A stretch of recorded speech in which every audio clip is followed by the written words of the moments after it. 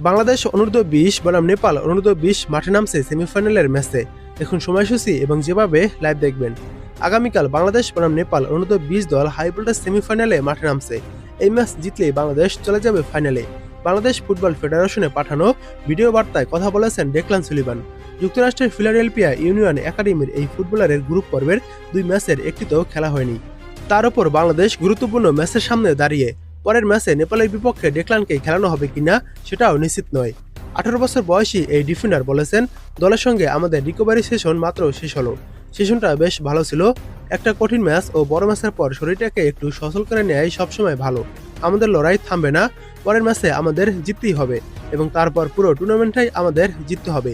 এটাই আমাদের লক্ষ্য। ডেকলানের মতো ভালো কিছুর আশায় ইব্রাহিম হাসিফ নেওয়াজও। প্রথম ম্যাচে পাকিস্তানের বিপক্ষে 90 মিনিটের মাথায় তাকে নামানো হয় এবং দ্বিতীয় ম্যাচে ভারতের বিপক্ষে থাকেন বেঞ্চে। নেপালকে হারিয়ে ফাইনালে যাওয়ার ব্যাপারে তিনিও আশাবাদী। 2024 সালে নেপাল